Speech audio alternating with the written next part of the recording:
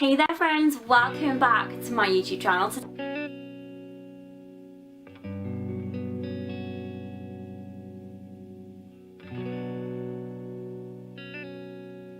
Hi everyone, welcome back to my YouTube channel. I hope you're having a really great day. Today I'm doing my final WWE pay-per-view predictions video of 2018. I've pretty much done one of these for every WWE pay-per-view of the year. I think I've maybe missed like 2 or 3 this year.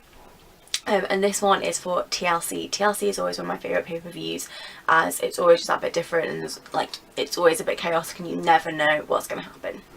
So I'm going to go straight into it and give you my predictions for this year's TLC. If I look down or look round, I've got the card saved on my phone. So the first match for the 2018 TLC pay-per-view is the finals of the 2018 Season 2 of Mixed Match Challenge. Gosh, that is a tongue twister. This year's Mixed Match Challenge has basically just been rife with people getting injured, and I'm not gonna lie, I kind of stopped watching because I got a bit bored. But literally pretty much over half the teams have had someone had to be replaced, if not both people had to be replaced because they got injured. And so the finalists are R-Truth and Carmella and Jinder Mahal and Alicia Fox, and I'm like, what what is going on? Honestly, I do not care. I'm thinking that Jinder and Alicia will win, to be honest, but I kind of don't care. The problem is they've given the Mixed Match Challenge team that wins get to enter their respective Royal Rumbles at number 30. So the prize is like absolutely amazing. The problem is the teams are just a bit like naff, which is a little bit annoying, but I know that they're probably wanting to wanting to re-push maybe Jinder Mahal again, as he had a big push a couple of years ago and has kind of dropped off, so maybe that's why. So I'm gonna guess Jinder and Alicia, but I'm kind of just disappointed about who is in the final anyway. The next match is a singles match from Raw for the Intercontinental Championship. Seth Rollins the champion versus Dean Ambrose, brother against brother. Originally I thought this was meant to be a street fight, but I don't think it is. I'm really excited about this match. I love the Shield. I love both Dean and Seth, so I think it's going to be a really exciting match. I think this could be a show stealer for sure. I think Seth is going to win just because I think the feud is going to continue on for a little bit longer, and they'll potentially have another match where Dean will win like a little bit further down the line. The next match is a TLC match between Braun Strowman and Baron Corbin. If Braun Strowman wins, then he will get a Universal title match against Brock Lesnar, and if Baron Corbin wins, then he becomes the permanent GM of Monday Night Raw. The thing about this is that Baron Corbin and his friends injured Braun Strowman's shoulder that much. They had to have shoulder surgery and he's still recovering from that. And so the rumours are that he won't be fit and cleared for the match. However, this is Braun Strowman. He is going to be there. I'm assuming this might be like the final match of the night and he'll probably come tearing in and destroy Baron Corbin. I hope he does anyway, because this Baron Corbin GM storyline needs getting rid of. I'm done with it. And then the next match is the WWE Raw Women's Championship, which is Nia Jax versus Ronda Rousey. I want Nia to win. I don't want Ronda Rousey, just isn't. I'm really not a fan. I think she's too hyped up. She's got risen too fast, too quickly. No, she's risen too high, too quickly. That's what I meant to say. And I think Nia Jax deserves to be the champion, whereas Ronda Rousey just hasn't worked for it. And I also think it would be really interesting to see Ronda Rousey in the Royal Rumble. I think that would be really interesting. So I kind of want to see that. So the way that would happen, I guess, is if Nia won at TLC. The next match is for the WWE Championship, which is the new Daniel Bryan versus AJ Styles. I kind of want Bryan to keep it because I love Daniel Bryan, but the new Daniel Bryan is really annoying. So I'd love it if AJ Styles won, just to bring Bryan down a peg or two. I'm really not a fan of the heel turn that they've taken Bryan on, to be honest, but so I'm kind of like meh, whatever about this match. The next match is one that I think again could be an absolute night stealer, and that is the first ever women's triple threat TLC match between Asuka, Becky Lynch and Charlotte for the SmackDown Women's Championship. Either this or the Dean Ambrose Seth Rollins is going to steal the show. I'm so looking forward to this match. I kind of really want Becky to retain, but I think the odds are massively stacked against her.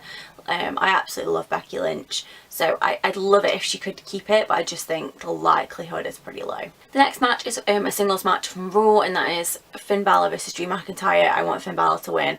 I absolutely love Finn Balor. Drew McIntyre just needs, like, shutting up, and I think Finn Balor can do that. The next match is an interesting one. So it's a ladder match where there is a guitar hung above the ring, and whoever gets the guitar down first can use it as a weapon, and it's Elias versus Bobby Lashley. Again, this is one that I'm really not that bothered about. I think it would be interesting for Elias to win, just because, again, I think Bobby Lashley is another one of those that really needs bringing down a peg or two. So I've just realised the card for TLC is really, really long, but the next match is the SmackDown Tag Team Championships. It's a triple threat between the Bar, the Usos and the New Day. I absolutely love the SmackDown Live Tag Team division. I think they completely trounced the Raw Tag Team division.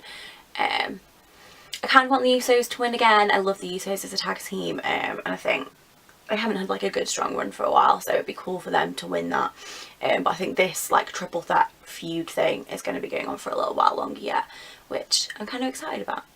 The next match is a Raw singles tables match between Natalya and Ruby Riott. I say singles in inverted commas because obviously the rest of the Riott squad are going to get involved in this. I'm really excited that it's a women's match, that's the tables match this year, as normally, you know, they'll have TLC matches, but they'll also have like one tables, one ladders, one chairs match.